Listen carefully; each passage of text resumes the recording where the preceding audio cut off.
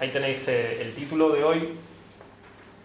Y hay una anécdota que os cuento ya de paso.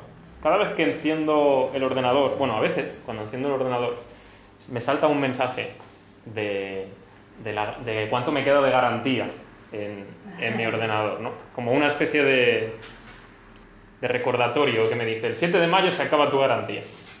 Y ya por si fuera poco la presión que te genera decir: uy, se me acaba la garantía, ¿qué va a pasar si se me estropea justo el día 8 de mayo, que me caduca el día 7? Pues te ponen un botón muy, muy agradable, muy vistoso, para que vayas a su página web y compruebes que si pagas ahora te llevas un 20% de descuento para tener otro año de garantía. Antes te daban 2 años, ahora te dan 1 y el siguiente lo compras con descuento.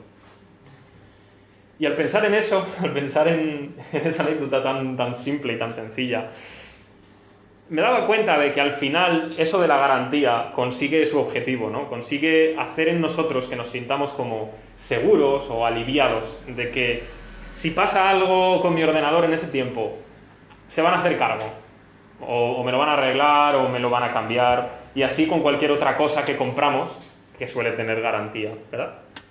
Y en definitiva eso es la garantía, es la confirmación, la seguridad por parte del que fabrica eso que tú has comprado o quien te está prestando un servicio, de que si en un tiempo determinado eso no funciona, no es como te dicen, entonces tienes la oportunidad o tienes el derecho de poder reclamarlo y pues o te dan otro igual, o te lo arreglan, o te ofrecen otra cosa, lo que sea, ¿no? Tienes ese tipo de garantía, nunca mejor dicho, de seguridad. Así que ya sea que te compres un teléfono móvil de última generación, o que compres una nevera, o que compres un coche, siempre tienes ahí tu garantía. Como una cierta seguridad y alivio de, bueno, si funciona mal, se harán cargo.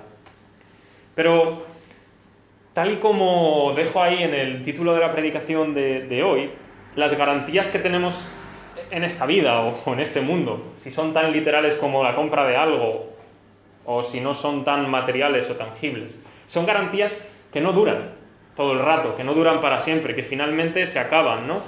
Pasa 1 año o pasa 2 y resulta que ya no tengo garantía. Si mi ordenador se estropea, pues yo ya me las tendré que ver, tendré que llevarlo a una tienda, tendré que yo asumir el coste, ¿no? Porque una vez que termina ese tiempo acordado, ya nadie se hace cargo, ya es cosa mía. Entonces las garantías o esa seguridad no estás para siempre. Y sin embargo, en el texto que acabamos de leer hoy, en el capítulo 6 de Hebreos, vamos a descubrir que Dios no actúa de esa manera con nosotros, que Él nos ha dado una garantía, pero que, como dice el título, es una garantía sin fecha de caducidad.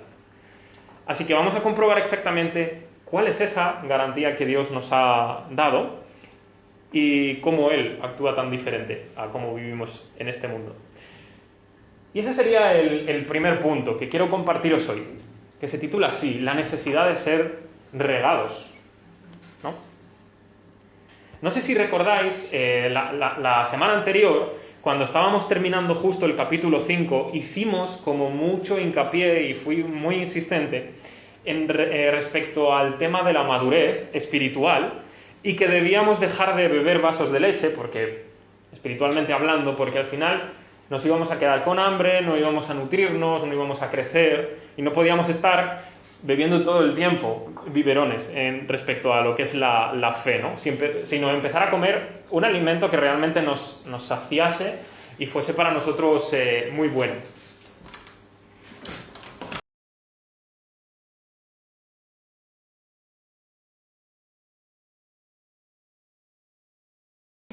Hablábamos de eso, ese es el título del primer punto que estamos hablando, de la necesidad que tenemos de ser regados, como una planta, vamos, ¿no?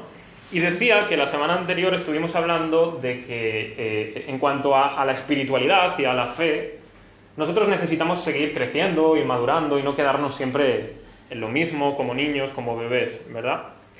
Y aunque yo di algunos ejemplos de qué significaba ser como un niño en la fe y no crecer nunca, si os fijáis, el texto de hoy nos está mostrando algunas de estas cosas que tienen que ver con lo básico, o sea, con lo esencial, lo que es ser un niño en la fe, básicamente, ¿no? Y dice el autor que aquellas cosas básicas, es decir, el vaso de leche en la fe, es lo siguiente: el arrepentimiento, por ejemplo, el arrepentimiento de nuestras obras anteriores, de nuestras obras malas, de nuestras obras muertas. Eso es una cosa básica de la fe cristiana, el arrepentimiento. Otra cosa que es muy importante en la vida cristiana es la fe en Dios. Por supuesto, ¿no? Creemos que creer que Él nos ha salvado es realmente el requisito. Nada más, no tenemos que comprar su amor, no tenemos que comprar su salvación, sino que solamente con creer que Él ha hecho eso por nosotros, seremos salvos. Otra cosa es la doctrina del bautismo, que una vez que entramos en la fe, una vez que creemos en Jesús, nos bautizamos, como hemos estado hablando estas semanas anteriores, símbolo de una realidad que ha ocurrido en nuestro interior, es decir, que hemos muerto a nuestra vida anterior para volver a vivir a una vida completamente nueva, ¿no? Como resucitados. La imposición de manos, que es una doctrina que no se nos suele explicar demasiado, pero en la iglesia primitiva existía, que era alguna forma, a veces se utilizaba para impartir algún don por parte del Espíritu, pero también simplemente era una especie de encomendar a alguien hacia una tarea o hacia una obra, ya fuera a ser un pastor o un misionero. Era una manera de reconocer que esa persona había sido llamada por Dios para eso, e imponer las manos era reconocerlo, encomendar. Se habla de la resurrección de los muertos, porque en definitiva, en la fe cristiana creemos que los muertos resucitarán. Aquellos que hayan muerto y creído en Jesús, su muerte no será para siempre, sino que Jesús ha logrado para ellos una vida eterna. Esa es la promesa de Dios. Y habla, por último, del juicio eterno, porque evidentemente también en la fe cristiana creemos que Dios al final de los tiempos juzgará el pecado, juzgará la maldad de una manera tan justa como ningún hombre en el mundo puede hacerlo, ¿no? Y entonces el juicio eterno determinará, por supuesto, el destino al que cada alma vaya, si con Dios o lejos, muy lejos de Dios. Y todas estas cosas son la base de las creencias de la fe cristiana. No hay ningún cristiano que pueda decir que es cristiano, pero no tener en cuenta estas cosas o no creer en estas cosas.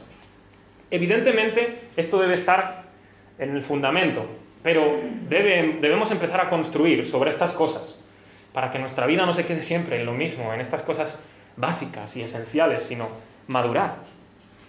Y quizás en todo el libro de Hebreos nos vamos a encontrar ahora con la parte más difícil de interpretar de todo el libro. Está en este capítulo y está en los versículos 4 al 6.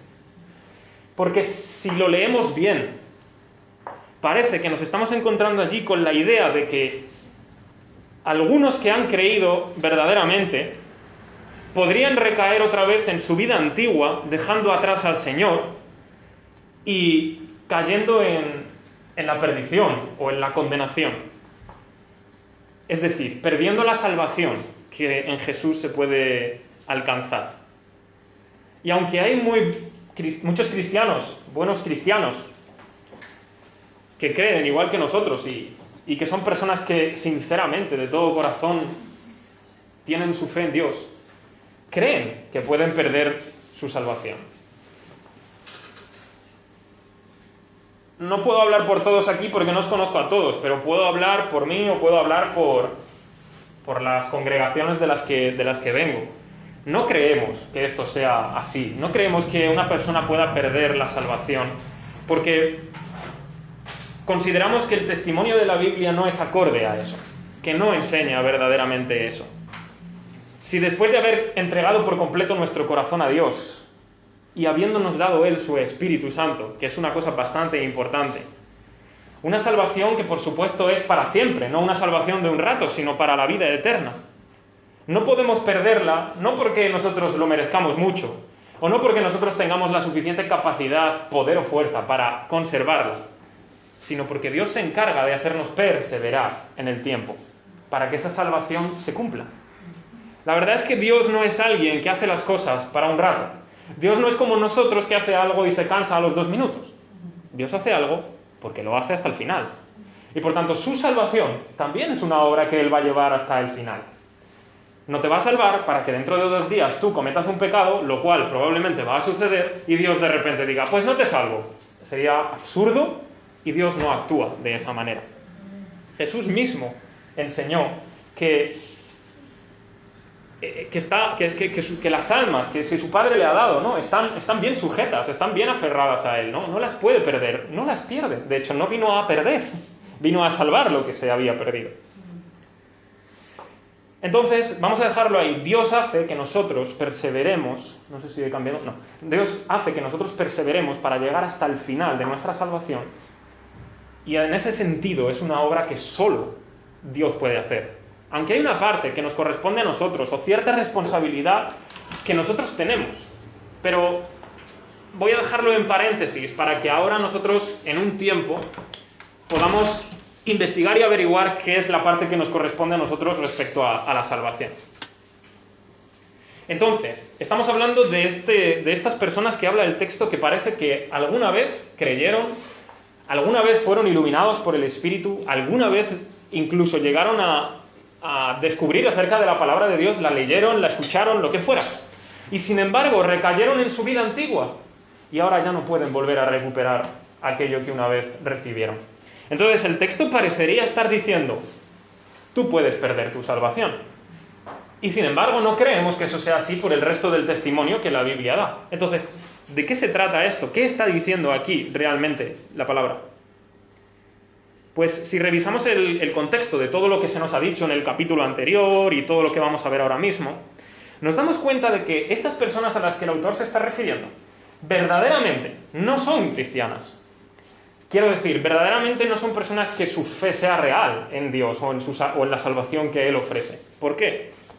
Porque son personas que incluso existen hoy día, están en medio de la iglesia y van todos los días a la iglesia a lo mejor y leen la palabra o la escuchan en medio del culto, o están en medio de personas que creen de verdad en Jesús, pero sin embargo no han entregado su corazón de verdad, no han rendido su vida por completo a Dios. Entonces, ese es el tipo de personas del que está hablando aquí el autor de Hebreos. Personas que parecen cristianas, personas que parecen que se han salvado, pero que no lo son verdaderamente. Y son personas que de hecho tienen mayor, ¿cómo decirlo?, juicio o condenación, si se puede decir de alguna manera, porque ven manifiestamente el poder de Dios en medio de su iglesia, pero aún así no rinden su vida, no se entregan a Dios por completo. De alguna manera, para que me haga entender en una sola frase, son lo que nosotros llamamos cristianos de nombre o cristianos de cultura, porque han nacido en un ambiente así, o porque, yo qué sé, se han sentido de alguna manera forzados o obligados a estar en la iglesia y entonces han aprendido las apariencias, han aprendido a actuar y hasta a hablar como un cristiano, pero no son, porque en su corazón no hay una fe en Dios real, no hay una relación con Dios, no han sido salvos verdaderamente. Pues este es el tipo de personas del que, por el contexto, creemos que está hablando aquí el autor de Hebreos. Personas que en un momento de la vida han visto el poder de Dios manifestado en medio de los que sí son, escuchan la palabra de Dios, están en medio de aquellos que son el pueblo de Dios y sin embargo, estando a muy poco quizás de alcanzar la salvación que Dios ofrece, lo ignoran, lo aborrecen, se marchan, dejan a Dios por completo si alguna vez estuvieron cerca. Y claro, el texto sigue una lógica que es aplastante. Dice, es imposible que este tipo de personas que han estado tan cerca y que ahora otra vez, después de conocer todas estas cosas, con más fuerza se vuelven atrás, o de otra manera, y usando una expresión de las Escrituras, el cerdo se vuelve al lodo. Es imposible que otra vez vuelvan a ser renovados en su entendimiento y en su corazón, y que puedan arrepentirse verdaderamente. Porque ya es que directamente, si estuvieron cerca, lo han desechado por completo. Han puesto un muro, y es imposible que puedan seguir adelante. La única manera en que podrían serían volver a crucificar a Jesús, y que Jesús fuera expuesto otra vez a la vergüenza. Y eso no va a ocurrir, porque pasó una vez y para siempre. Ahora bien, si realmente queremos entender todo lo que está diciendo nuestro texto aquí, tenemos que atender al contexto que sigue a estos versículos. En los versículos 7 y 8 hay una metáfora que me encanta y que es la que da razón al título de este primer punto. Dice o identifica quiénes son aquellos que han gustado, que han probado, que han visto la palabra de Dios y han sido iluminados, pero que finalmente se pierden, como hemos estado hablando ahora, y quiénes son realmente aquellos que han creído y que han entendido y continúan adelante, madurando, creciendo y en definitiva siendo regados. Los que realmente han puesto su fe en Jesús, los que realmente entienden que Él es Señor, y salvador de sus propias vidas. Son como la tierra que recibe la lluvia una y otra vez, y la bebe, y la acoge para sí. ¿Y qué sucede? Que produce hierba. Hierba provechosa, dice, para aquel que la está labrando. Y por tanto, esa tierra va a ser bendecida, y esa tierra va a dar fruto. Es una metáfora de la vida cristiana. El que realmente cree en Dios recibe la palabra, y recibe la verdad de Dios, y da fruto, y crece, y madura. Pero por otro lado, encontramos el otro tipo de tierra, que también recibe agua, pero, sin embargo, no da hierba, da espinos, da abrojos. Y esa pronto va a ser maldecida y por tanto su fruto, si es que se puede considerar un fruto porque son espinos, será quemada. Esto es una metáfora, en definitiva, de una creencia básica de la fe cristiana.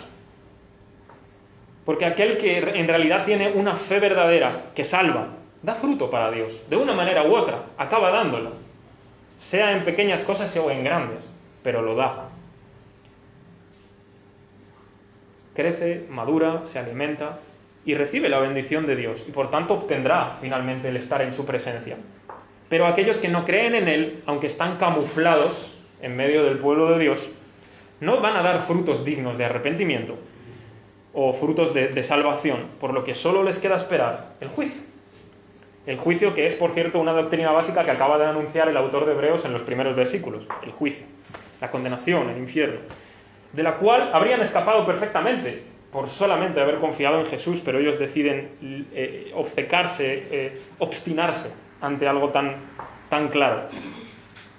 Así que aprendemos que tenemos que ser regados, que es una necesidad y que nuestro corazón debe ser un buen terreno para que reciba esa lluvia, para que la absorba, para que produzca fruto para Dios. Y si es que acaso hoy tú dudases de esto, entonces aplica lo que aprendimos en el capítulo 4 de Hebreos, que decía: acerquémonos al trono de la gracia para alcanzar gracia, o sea, para hallar gracia, para el oportuno socorro. Por tanto, si tú dudas, ¿seré acaso una buena tierra que produce hierba y que bebe verdaderamente la lluvia que Dios da? Es que no lo sé. Acude a Hebreos 4 y acércate al trono de la gracia. Señor, por favor, hazme ser una tierra buena que produce hierba provechosa para ti. Y allá, en ese trono de la gracia, tendrás la respuesta.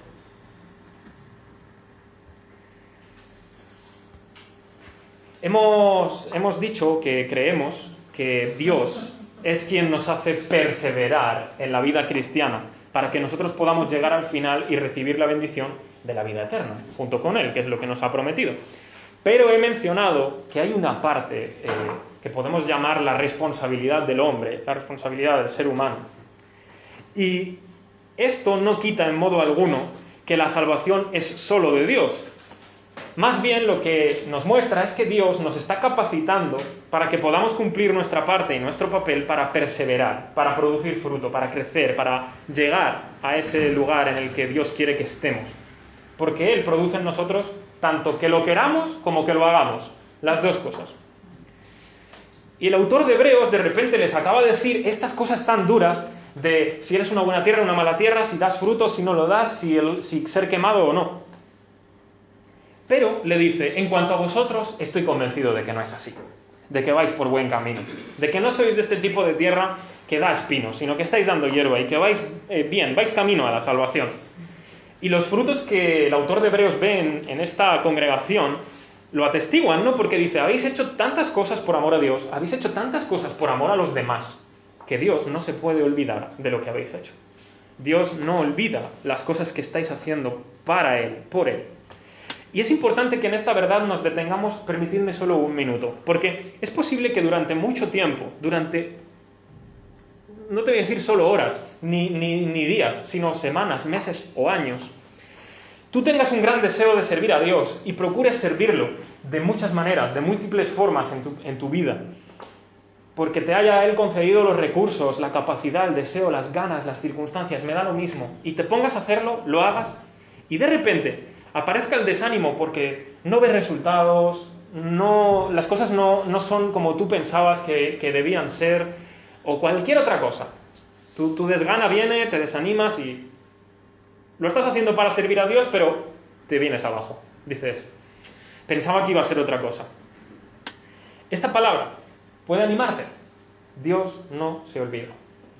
Dios no se olvida de lo que tú haces para Él. Dios no se olvida de cuánto haces por amor a otros. Dios no se olvida del servicio que tú le brindas. Aun cuando ese servicio que tú hagas pueda tardar 5 años en dar un fruto, imagínate. Dios no se olvida. Así que es importante, porque nosotros nos desanimamos muy pronto, pero Dios no se olvida. Ahora bien, lo que el texto nos enseña no es que sea difícil comenzar a hacer algo para Dios, lo difícil es mantenerse. Y esto es realmente lo que el texto nos está enseñando, pero con respecto a la salvación, con respecto a la promesa que Él nos ha dado, ¿no? Esta frase que yo pongo ahí es muy conocida, porque no es mía, es de un predicador, de Charles Spurgeon. Él decía... No me gusta Charles Spurgeon, ¿eh? Se ve que lo odio, porque nunca le menciono. Nunca lo menciono. La cosa es que él decía esta frase, ¿no? Y me pareció tan curiosa cuando la leí por primera vez, ¿no? Con perseverancia el caracol llegó al arca, ¿no? Como hablando del arca de Noé, de los animales que entraban y, claro, el caracol, hasta llegar, ¿verdad? Entonces utilizó esa metáfora para hablar de la perseverancia, que con perseverancia el caracol llegó al arca. Y es que realmente esto es lo que nos está diciendo el texto, que debemos perseverar. Tú has comenzado un camino en la fe. ¿Has entendido lo que Dios ha venido a hacer a este mundo por medio de Jesús? Bien. ¿Entiendo lo que es la salvación? Bien. ¿Entiendo lo que Dios me pide para yo ser salvo? Bien. Una vez ahí, si has establecido todo eso y estás firme y seguro, el siguiente paso es, persevera. Hasta el final. Eso es lo que nos está diciendo la palabra, eso es lo que Dios nos está diciendo, que en definitiva es muy fácil que en los primeros pasos que damos de fe nos llenamos de ilusión, nos llenamos de ganas, nos comemos el mundo, hacemos todo lo que haga falta, aquí estoy yo, no voy a caer en mi vida, soy casi un santo, prácticamente ya, beatificado incluso. Pero después empiezan a venir cosas a la vida que te tambalean, que empiezan a hacerte sufrir o lo que sea, me da lo mismo, o a dudar de Dios, me da lo mismo, lo que tú quieras. Es por eso que en el capítulo 5 fui tan insistente con madurar, porque si tu fe es madura en Dios, cuando llega un momento así, tú sabes que no puedes pensar Dios me odia, tú sabes que no puedes pensar Dios se ha olvidado de mí, tú sabes que no puedes pensar Dios me está castigando por lo malo que soy, sino que tu fe está tan madura que puede que no entiendas por qué está pasando lo que pasa, pero tienes una cosa clara, Dios me ama. Dios sigue teniendo un buen propósito para mí. Dios quiere llevarme a su salvación. Entonces, si eres maduro, perseveras. Si no lo eres, adiós, abro la puerta y me voy. Y eso es un gran problema. Es de lo que nos está avisando aquí el texto. Así que, de la misma manera que has tenido gran ánimo, gran solicitud en empezar el camino de la fe, ahora Dios te está diciendo por su palabra, llévalo hasta el final. Porque se trata de la salvación de tu alma. Si has empezado a seguir a Jesús como discípulo, entonces tu corazón ha sido iluminado. ¿Y con qué ha sido iluminado? Con el perdón de los pecados y con la vida eterna, porque esas son las promesas del Nuevo Testamento, las grandes promesas que Dios nos da en el Evangelio. Es ahí donde te tienes que mantener.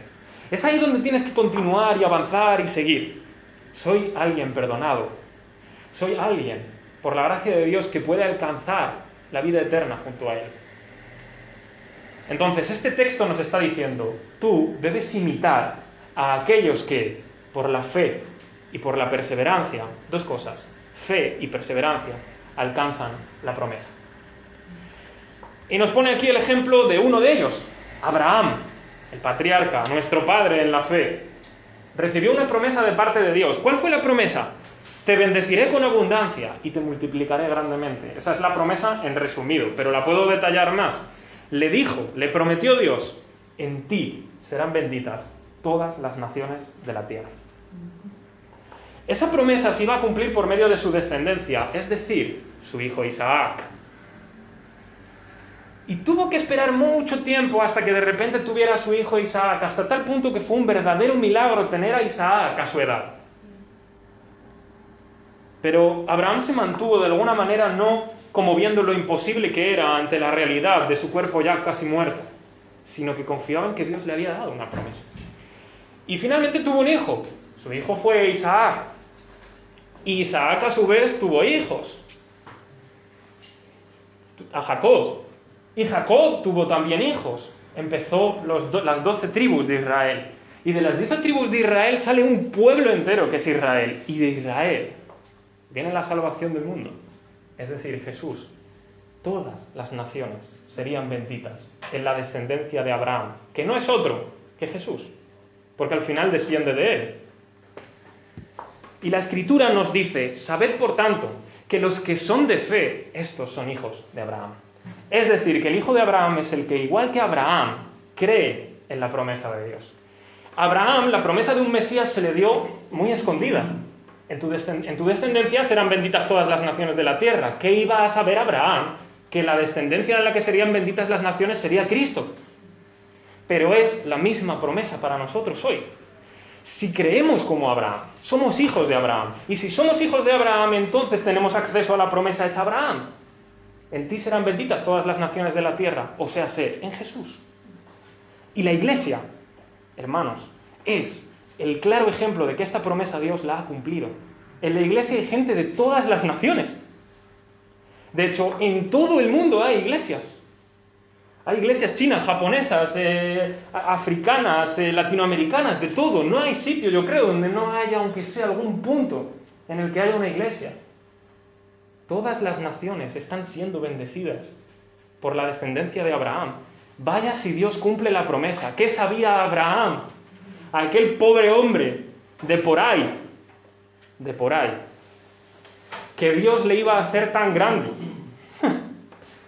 Y fíjate a lo que hemos llegado. Madre mía, Dios no le mintió. Dios le dijo, tu descendencia va a ser como las estrellas que están en el cielo. Madre mía, que sí, como las estrellas que están en el cielo. Dice Apocalipsis que había una gran multitud que no se podía ni contar. Así que tú fíjate, tú puedes contar las estrellas del cielo, si eres capaz de contarlas, de verdad, te llevo al récord Guinness, porque eres un genio. Abraham perseveró, Abraham fue paciente y recibió la promesa, recibió a su hijo Isaac. ¿Sabes por qué podemos confiar en las promesas que Dios nos ha hecho en su palabra? Porque no hay absolutamente nadie por encima de él por quien él pueda jurar. Y eso es muy importante, porque cuando Dios hace una promesa, está haciendo un juramento. Está diciendo, juro que esto lo hago sí o sí. Y no hay nadie por encima de Dios. Y ahora os explico por qué, porque lo vamos a hablar en el texto. Está haciendo promesas por su propio nombre. Y Dios jamás va a dejar que su nombre sea ensuciado. Dios jamás va a dejar que su nombre sea visto como algo malo. O en que se pueda desconfiar. Jamás. Los hombres pueden hacer que el nombre de Dios parezca eso, pero Dios jamás hace eso con su propio nombre. Sus promesas están seguras porque ha jurado por sí mismo. Por sí mismo. Y Dios, dice la Escritura, no es hombre para que mienta, ni para que se arrepienta. Y digo esto porque los seres humanos, cuando tenemos que prometer o jurar algo, siempre tenemos que recurrir a alguien mayor que nosotros. Porque nosotros no somos suficientes para hacer una promesa y cumplirla. Así que, de alguna manera, cuando juramos o prometemos algo por alguien mayor, estamos dando, nunca mejor dicho, garantía al otro de que vamos a cumplir lo que estamos prometiendo. Y estoy eliminando, por supuesto, de esta ecuación a todos aquellos que juran y prometen pero no cumplen, sino que me centro solo en los que lo hacen con sinceridad. Te prometo que lo voy a hacer y lo hacen. Así que ya sea que juren por Dios, por la ley, por la Constitución o por cualquier otra cosa, lo tienen que hacer por alguien o por algo que es mayor a ellos mismos. Pero de repente vemos que Dios quiere prometer muchas cosas al hombre y que no hay nadie mayor que Él. Y dice, ¿cómo puedo yo garantizar al ser humano que la promesa que le estoy haciendo la voy a cumplir? que no voy a cambiarla, que no voy a dejar de cumplirla y que en su momento determinado la voy a llevar a cabo. Por medio de dos cosas inmutables, dice la Escritura. Por medio de dos cosas que no pueden cambiar y que dan la seguridad de que lo va a hacer. ¿Cuáles son? Una es la propia promesa. La propia promesa de Dios, solo por ser una promesa de Dios, ya no cambia. Y es más que suficiente para hacernos entender que la va a cumplir. Pero, de alguna manera es como si Dios dijera, aunque mi promesa es suficiente para que ellos crean que yo voy a cumplirlo, les voy a dar una segunda garantía de que estoy firme a cumplirlo. Y jura sobre la promesa. La promesa es suficiente, pero él dice, juro sobre lo que acabo de decir. Así que sus dos cosas inmutables que no cambian es su promesa y su juramento. Y por dos cosas inmutables, en las cuales Dios no puede mentir, nos ha hecho promesas con la garantía, sin fecha de caducidad, de que las va a llevar a cabo. Así que su promesa y su juramento es una gran esperanza para nosotros. Y como dice ahí el texto, y como si fuéramos verdaderos marineros, nos hacen gritar, echen anclas. Porque su promesa, la esperanza que tenemos en que Él va a cumplir, es un ancla para nosotros. Cuando un barco echa un ancla, no hay quien lo mueva de ahí, a menos que vuelvan a recoger el ancla. Y ya puede venir vientos, tempestades, olas, que aquella ancla tiene el barco allí sujeto, vamos, que no hay quien lo mueva. Dios ha prometido y ha jurado 2 veces.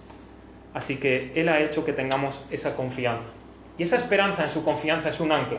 Y da igual las olas, las tempestades, los vientos, las dificultades, las dudas o cualquier otra cosa que se te ocurra que pueda venir a tu vida. Si esa ancla está ahí, no te moverás.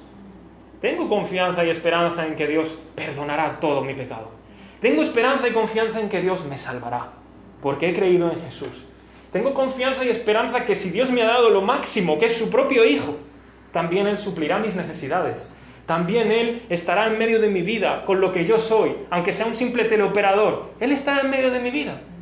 Aunque sea un basurero, Dios estará en medio de mi vida. Él hará cosas en mi vida. Ha prometido estar a mi lado, bendecirme y llevar adelante en definitiva su plan, que es ese, salvarme y salvar. Y dice que esta esperanza es un ancla, que ¿a dónde ha sido echada? Dice el texto, al lugar santísimo. El capítulo anterior dijimos que era el lugar santísimo, que era el lugar del templo en el que solamente podía entrar el sumo sacerdote una vez al año. Era donde Dios manifestaba su presencia. Dice, esta esperanza ha entrado al lugar santísimo. ¿Y quién ha entrado con esa ancla? El capitán del barco, Jesús. Allí está nuestra seguridad y nuestra esperanza. Así que me encanta esta preciosa metáfora. Esta es el ancla entonces que tenemos como esperanza y que ha entrado dentro del lugar santísimo. Lo que nos está mostrando es que Dios, el Señor, está dispuesto y que va a cumplir con todas las de la ley, nunca, mejor dicho, lo que Él ha prometido. Jesús está ahí dentro, en el lugar santísimo. Gracias a Él, ese ancla ha podido llegar donde nosotros no podíamos llegar. Gracias a Él, ese ancla nos mantiene firmes, seguros, estables en lo que Dios nos ha prometido.